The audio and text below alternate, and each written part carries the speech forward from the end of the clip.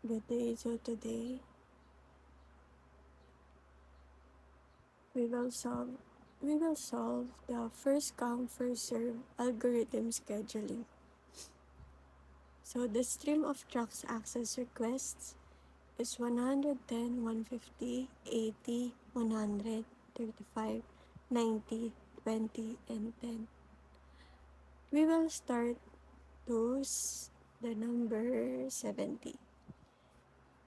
Then next is 70 going to 110 since it's first come first serve.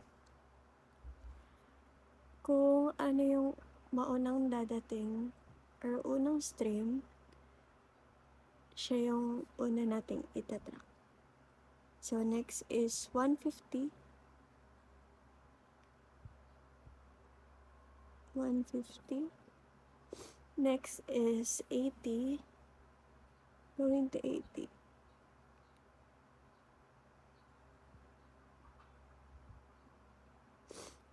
Going to 80. Then 100. Then 35.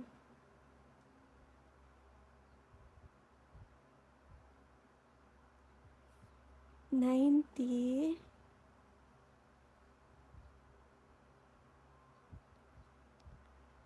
Then 20. And 10.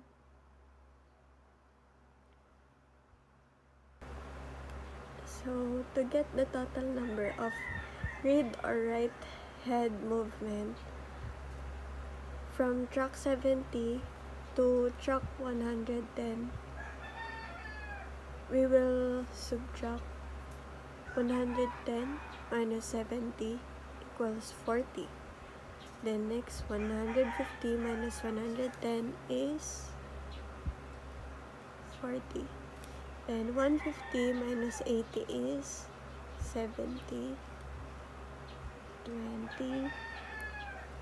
100 minus 35 is 65. 90 minus 35 is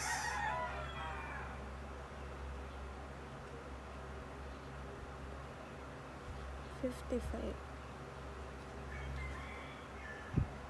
90 minus 20 is 70. 10. Then add all to get the total number of read or write head movement. So 40 plus 40 plus 70 plus 20 plus 65 plus 55 plus 70 plus 10 is equals to 370 trucks. So the final answer is 370 trucks.